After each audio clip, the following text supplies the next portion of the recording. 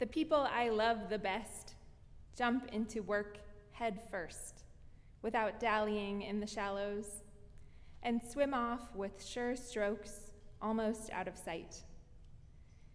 They seem to become natives of that element, the black, sleek heads of seals bouncing like half-submerged balls. I love people who harness themselves, an ox to a heavy cart, who pull like water buffalo, with massive patience, who strain in the mud and the muck to move things forward, who do what has to be done, again and again. I want to be with people who submerge in the task, who go into the fields to harvest and work in a row and pass the bags along, who are not parlor generals and field deserters, but move in a common rhythm when the food must come in or the fire be put out. The work of the world is common as mud. Botched, it smears the hands, crumbles to dust. But the thing worth doing well done has a shape that satisfies, clean and evident. Greek amphoras for wine or oil, Hopi vases that held corn are put in museums, but you know they were made to be used. The pitcher cries for water to carry, and a person for work that is real.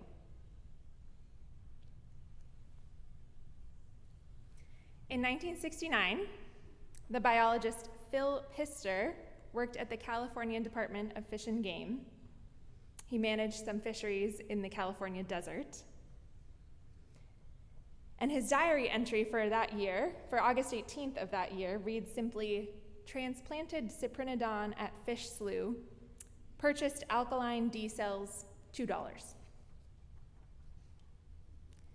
Cyprinodon is the scientific name for pupfish, a category of fish species named for their playful nature, as in puppies. Pupfish vary in appearance and geographic preference, but they are always tiny, usually less than 2 inches in length. The transplanted cyprinodon in the diary was the Owens pupfish, or Cyprinodon radiosus. On August 18, 1969, one of Phil Pister's coworkers rushed into his office and announced that they were about to lose the last of the Owens pupfish. As a result of that year's unusual weather patterns, the pond in which the few remaining fish lived was drying up, and they would all be dead within the hour.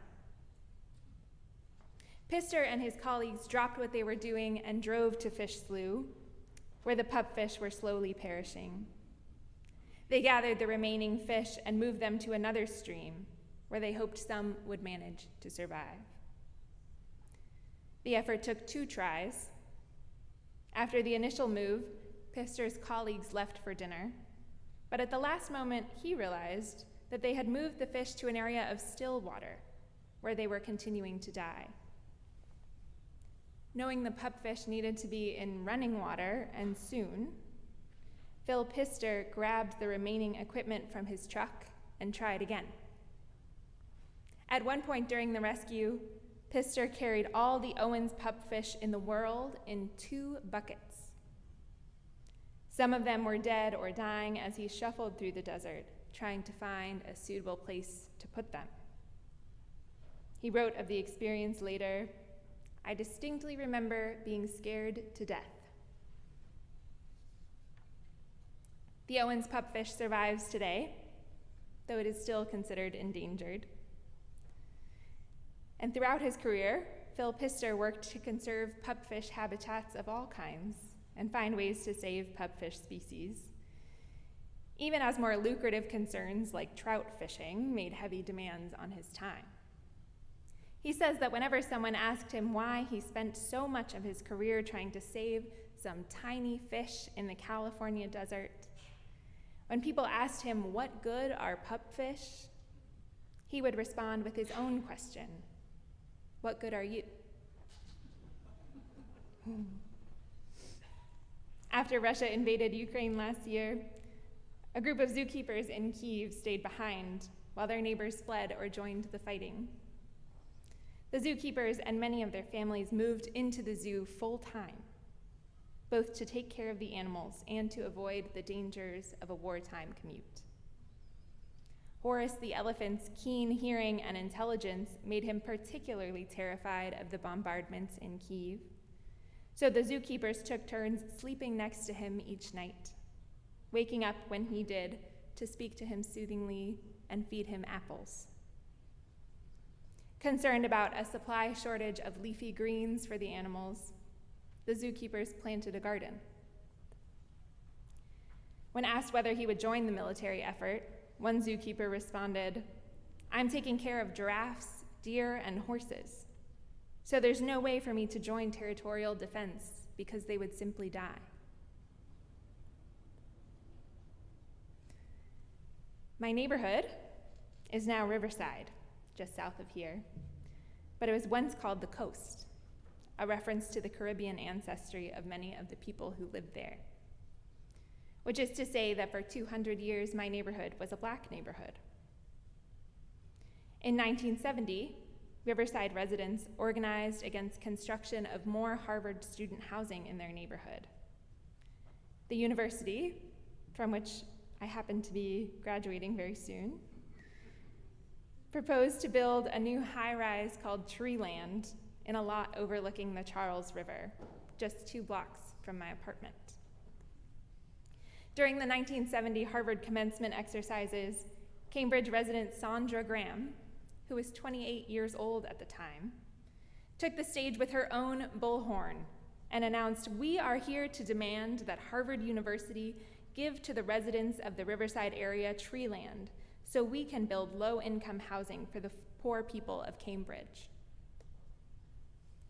After several actions like this one, followed by several meetings with Harvard officials to negotiate this low-income housing, Harvard eventually abandoned the project altogether. While the residents didn't get the housing they wanted, they also successfully stood up to one of the most powerful institutions in the world.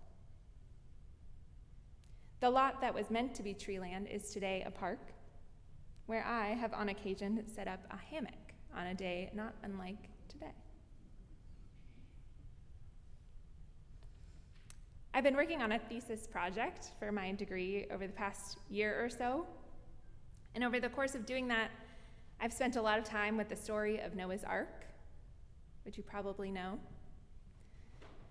The story comes to us in one of the earlier chapters of Genesis, the first book of the Hebrew Bible.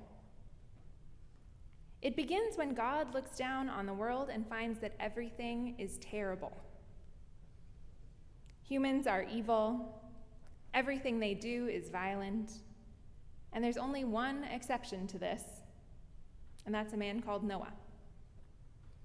And so God comes to Noah and tells him about God's plan to bring a flood to destroy everything in the world, since it's all been corrupted. And God tells Noah that he should build a boat, and the boat should be big enough to hold Noah and his family and 2 of every kind of creature and some plants to feed them. And that's everything that can go in the ark. Everything that can be saved and everything that will go into the next iteration of the world. And Noah does this, as God asks. And when the time comes, Noah brings everyone into the ark, and the flood arrives just as God said it would.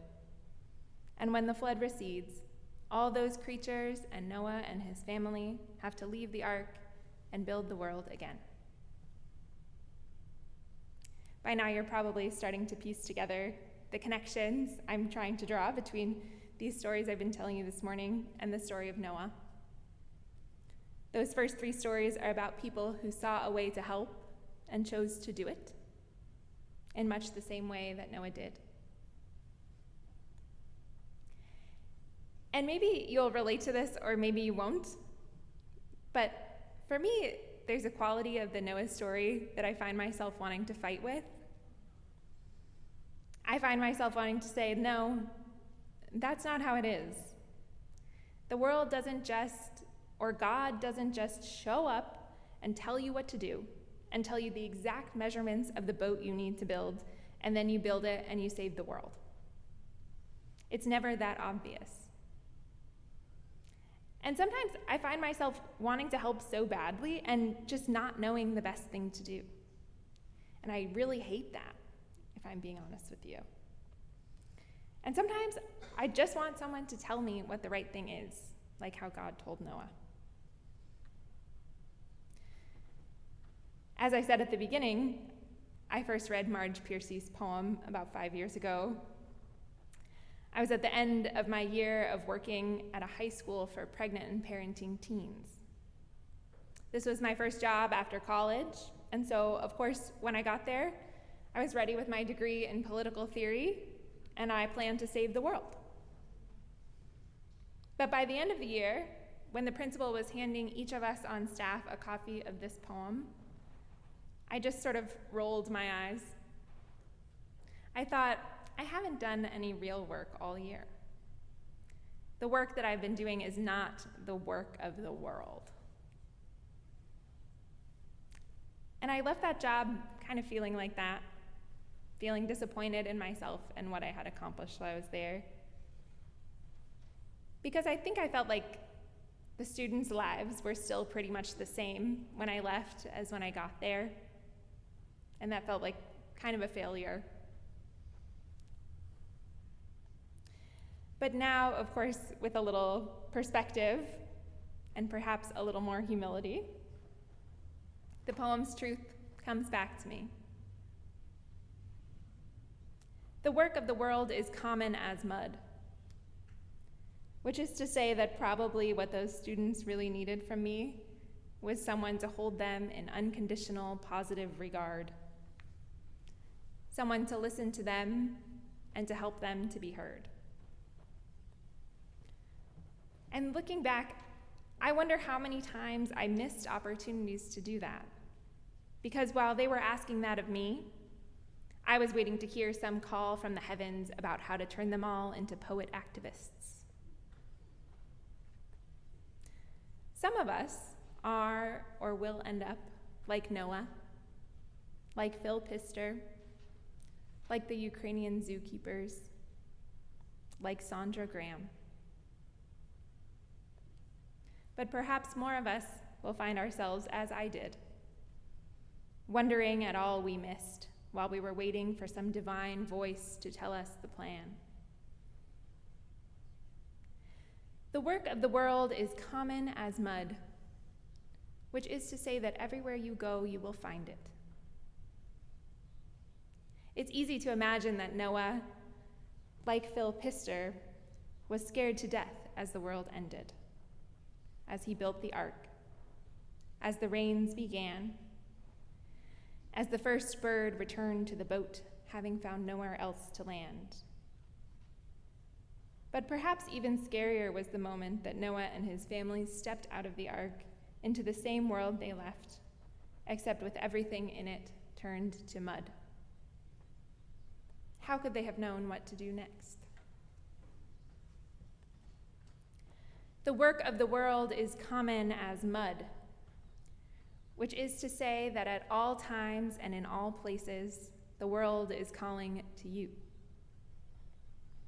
On this Mother's Day Sunday, we are reminded of the work of raising children, the work that takes a community of people committed to the task, and part of the work to which this community is committed. We are reminded of all who raise us. We bring to mind the gratitude we owe to all the people who have made our places more livable and who have helped us to carry on. The work of the world is common as mud, which is to say that no matter what you've done, or what you've left undone, or what you've failed to do, the world is still here waiting for you. There is still time. There is time to help raise a child, to save a tiny fish or an enormous elephant, or anything in between. There is time to lend a hand, to plant a garden, to build a boat, to offer a listening ear to someone who needs it, or even perhaps to become a poet activist. There is still time to attend to the needs that are right in front of you. There is still time, there is always time, to go out into the field, to work in a row and to pass the bags along. There is time to do what has to be done, which is to say, my friends, on this beautiful Sunday morning, that there is yet time to live. May it be so.